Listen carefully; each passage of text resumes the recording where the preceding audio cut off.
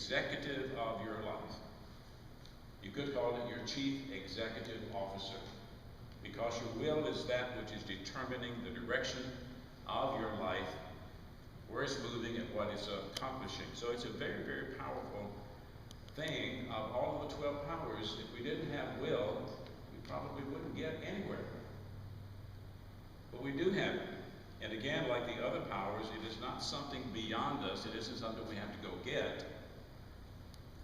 It's something we already have. And like all the other powers, it's a matter of just releasing it.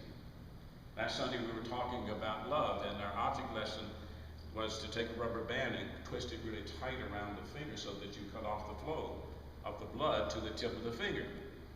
And we didn't take it so far to see the results, but they're not good results. So we want to undo the rubber band so that the blood can flow to the tip of the finger, and the same would be true of love. We want to release the love that is already there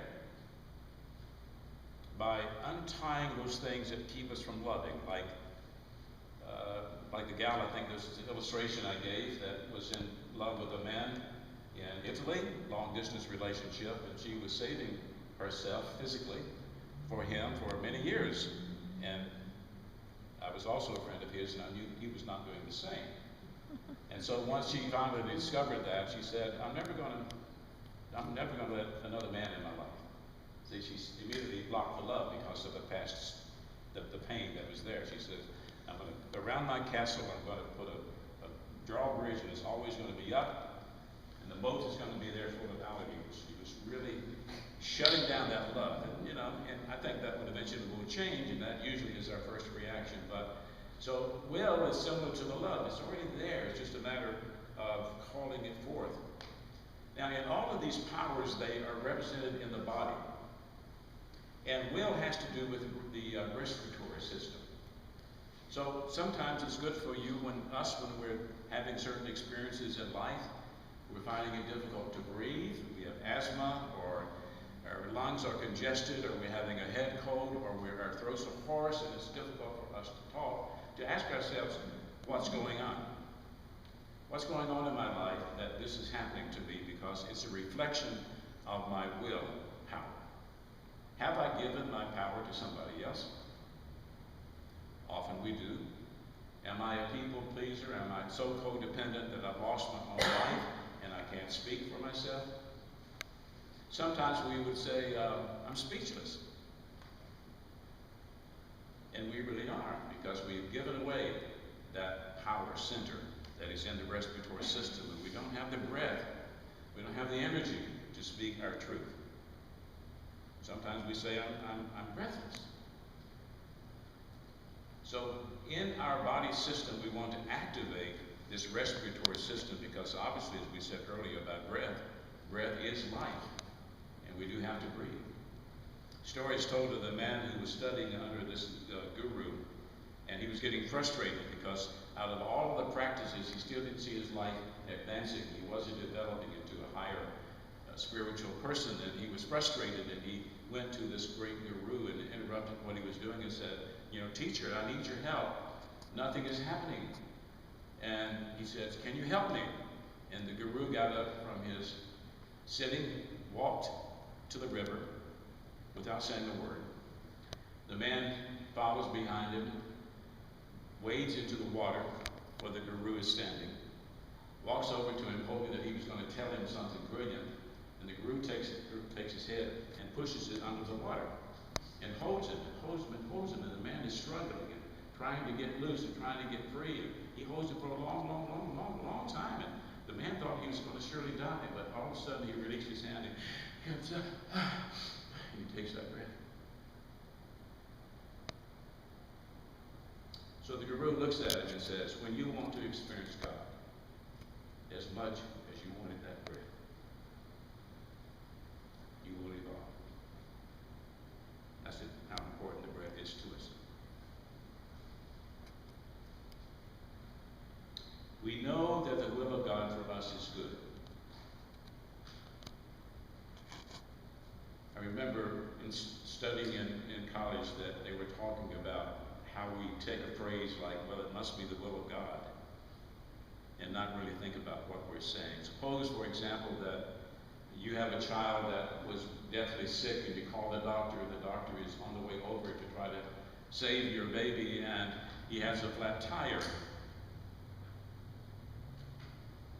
And he doesn't make it in time. And so the family gathers around and they say, well, it must be the will of God. On the other hand, if the doctor did not have a flat tire and got there on time and saved the baby, they would have said, it must be the will of God.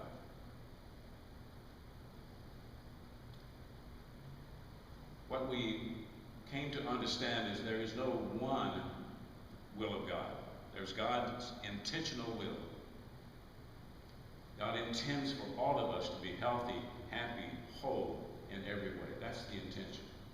But then there's circumstantial, God's circumstantial will, which means that he gives us human beings freedom. And in the course of freedom, we create things for us that are harmful to us, that do not bring us joy, that does not bring us health. So the circumstances of life are there for us, and we make most of those choices, and also we're called up in the race consciousness that is making collectively the choices that affect our lives. God's intentional will, God's circumstantial will, and then God's ultimate will. And ultimately, God's will for us is good and will be lived out, even though it may not be what we are experiencing now. So what I want to suggest to us is that we ask the question, are we willing to do whatever it takes to get what we say we want? Are we willing to do whatever it takes to get what we say we want? And some of us will say, well, yeah, of course I will. And then we default, and it doesn't happen. I believe that will is two things. It's one, the determination to achieve a goal. This willpower. I will lose the 5 pounds. I will get the promotion. I will publish my book, whatever it is. And then the discipline to get it done. But over that is a greater understanding of it, I believe, that Uncle Charlie talked about. And that is surrendering to God's will. My word for this year is surrender.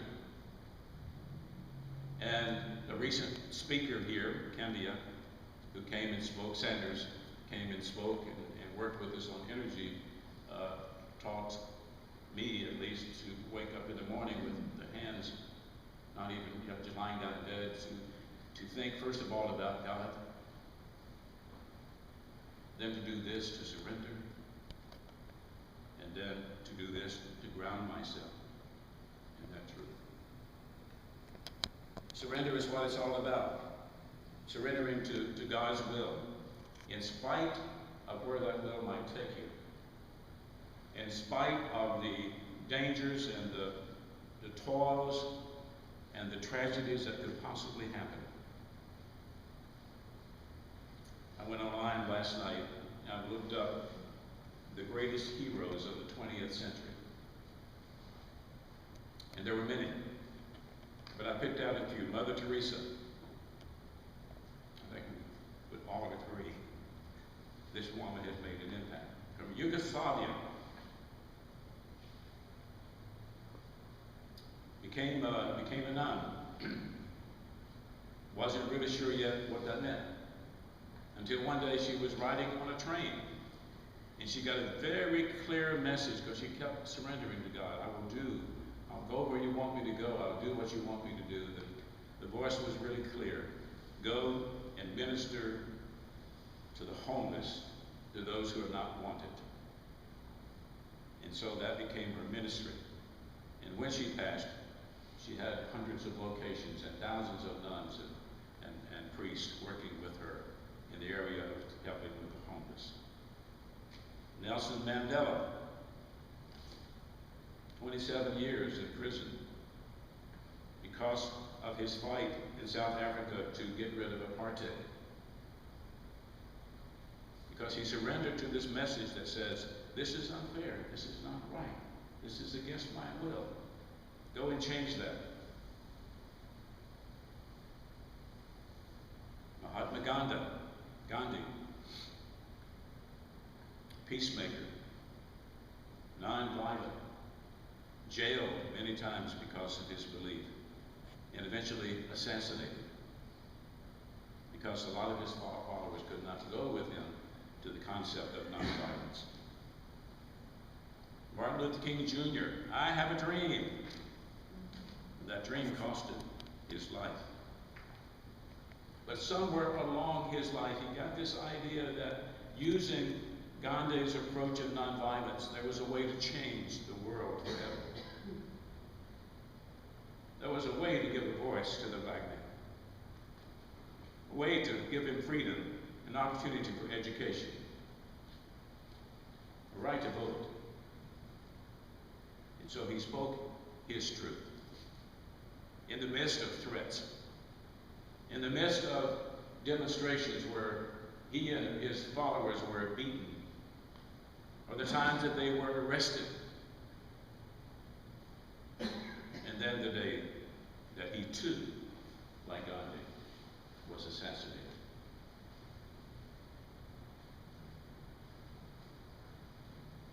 Surrendering to God's will is not an easy choice. I am here because last year my word was not surrender, it was service. And after going through a rather traumatic change in my life and a deep depression, at age 74, I say, Lord, are you finished with me? I can't retire. I don't have the resources for that. I'm not going to ask my children to take care of me the rest of my life. And I came up with the idea of, I just want to serve, I just want to serve. So I will walk through whatever door is open for me, and I will not try to knock down those that are close. So the voice said, apply. Go knock on the doors. And I knocked, and Riverside Church opened for me, and I've been there a year and 2 months. And through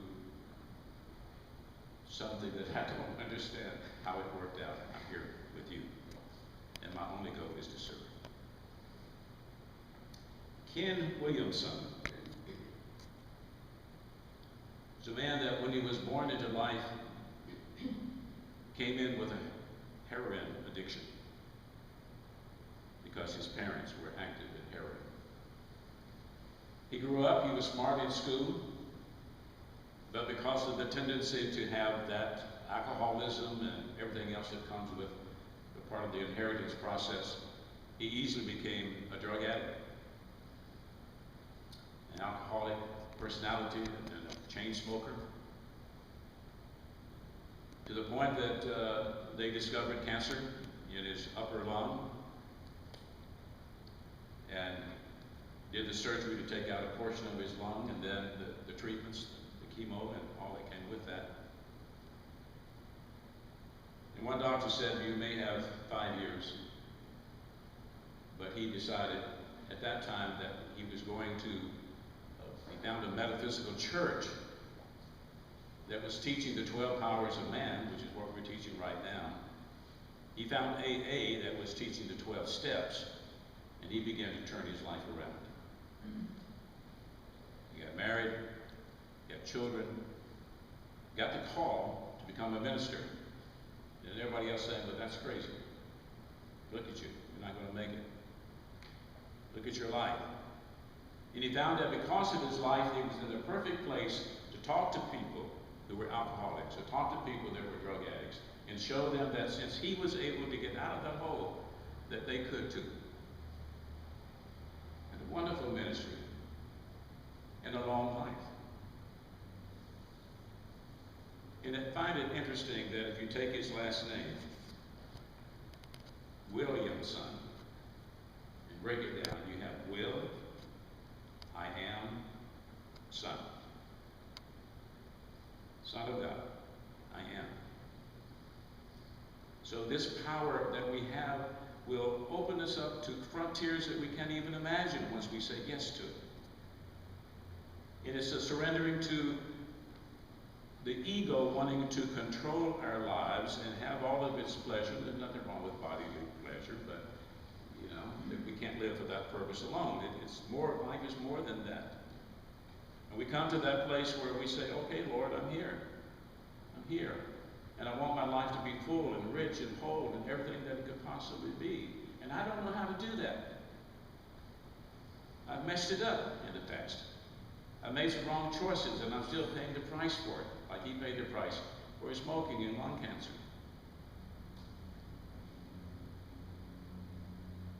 We get to that place where we ask ourselves, am I willing to do whatever it takes to get off the drugs, to give up the alcoholism, to give up the smoking, to give up the sex addiction, or whatever else it might be that is not the fullest expression of us. Just the willingness. And that choice is made every day. You don't make it once and say, okay, that's it. Just every day we wake up and surrender. And I close with Jesus going to the Garden of Gethsemane,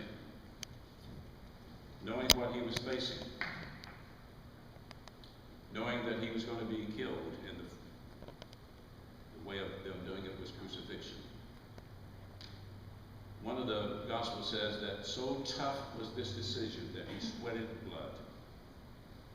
And I understand that's physically possible. Under so much stress that you actually can begin to sweat some of the blood out of your system. And struggling with that because I really do think he had a choice. Surrendering to that, he says, Father, not my will, but thy will be done. I now invite you today to say that in whatever way works for you, that expresses it for you, and begin that journey of trusting the power that you have inside of you that we call will. God bless you. Namaste. Mr. Dennis is going to come in.